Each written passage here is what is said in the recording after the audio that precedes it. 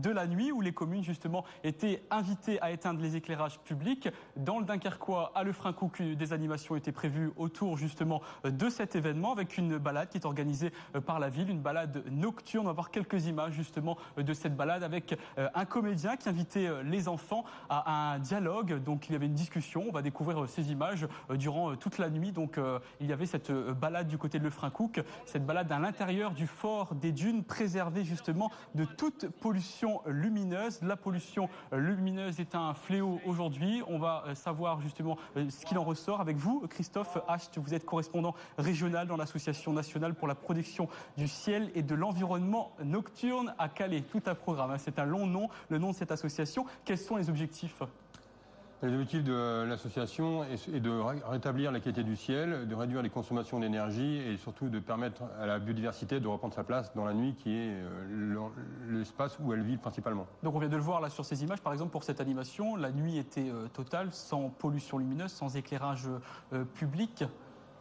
Disons que la lumière ayant le don de ne jamais s'arrêter tant qu'il n'y a pas un obstacle, il est probable qu'il y ait la lumière qui vienne d'ailleurs, qui ait perturbé l'observation du ciel pour les enfants de cette activité. Et quelles sont les réelles perturbations alors aujourd'hui ? Alors, il y a plusieurs points. Il y a, on va dire, le côté pratico-pratique pour nous, les citoyens, c'est l'argent. C'est que ça représente l'électricité consommée pour l'éclairage public représente 40% des dépenses des communes, ce qui, par habitant, représente de l'ordre de 7 à 15 euros si on prend en compte ou pas la maintenance de l'éclairage. Donc aujourd'hui, la part d'énergie, c'est 7 euros dans les impôts locaux. Donc là, ce sont pour les citoyens, et pour la nature, en fait, quel est l'impact pour la nature, en allant assez vite. Quand il y a la lumière la nuit, la faune n'étant pas habituée à ça, puisqu'elle n'a pas été programmée au cours de l'histoire à vivre avec de la lumière artificielle, elle est perturbée, voire elle va disparaître.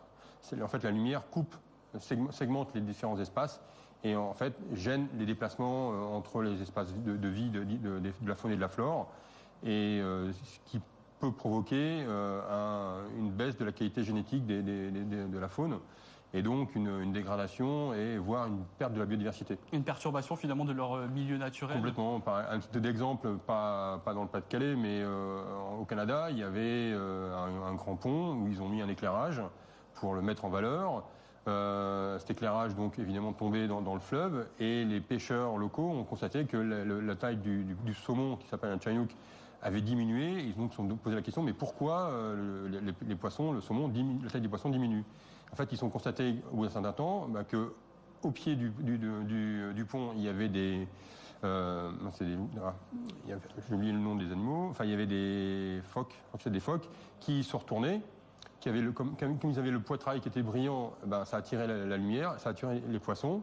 Les poissons venaient directement se jeter dans la gueule des phoques, et donc les phoques mangeaient beaucoup plus facilement. Ce qui a pour conséquence la réduction de la taille des poissons. Il y a des conséquences très importantes. Donc, dans le monde, c'est un fléau en fait sur l'ensemble de la planète, cette pollution lumineuse. Partout, on va dire partout où c'est moderne, il y a de la lumière. Et dans le Nord-Pas-de-Calais, c'est très important. On va découvrir une carte justement de cette pollution sur l'ensemble de la région Nord-Pas-de-Calais, avec des points sensibles, notamment autour des grandes communes. Alors voilà, la carte qu'on voit est assez, là où il y a des grandes communautés, c'est-à-dire Dunkerque, Boulogne, Calais, le bassin minier, Lille, Roubaix, Tourcoing. Donc en rouge, ce sont vraiment les endroits en fait où il y a une pollution lumineuse très importante. Et par exemple en bleu c'est ciel, là c'est raisonnable. Quand vous commencez à avoir un bleu qui tend vers le bleu, le noir, vous avez une vraiment réelle qualité du ciel, voire un ciel naturel.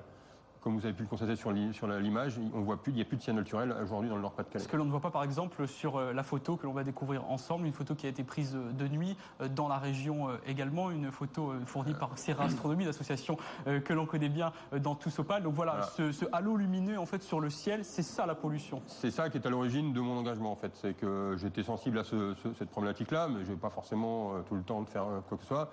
Et en revenant de chez des amis, j'ai vu la pollution, vraiment le halo lumineux de Calais qui est dû à la ville, la Cité Europe, Eurotunnel, le port, voilà.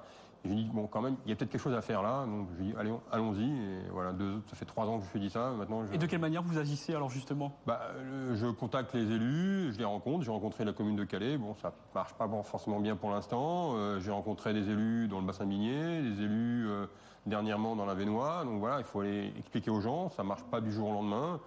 D'après les anciens qui sont qui eux sont actifs depuis plus longtemps que moi, il faut 3 à 4 ans. Quelles sont les solutions concrètes que vous proposez?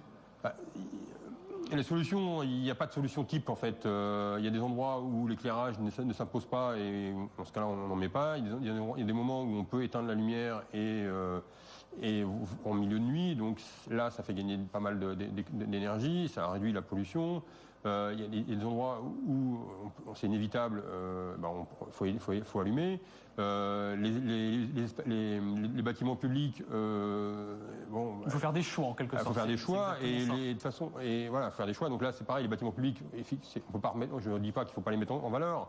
On a des beaux bâtiments dans le Nord, on a les beffrois, les hôtels de ville qui sont comme magnifiques à Calais en particulier. Il faut voir ça peut-être d'une autre manière alors. Voilà, je pense qu'il faut regarder son regard sur la lumière et contrairement à ce que disent certains, la lumière c'est pas la vie et la lumière à la nuit c'est plutôt la mort. Ça tue et ça peut aussi générer des accidents ou provoquer plus d'accidents parce que les gens roulent plus vite par exemple. Donc vous essayez de rendre service grâce à votre association aux citoyens et à la nature également. Merci Christophe pour cette présentation justement de la pollution lumineuse.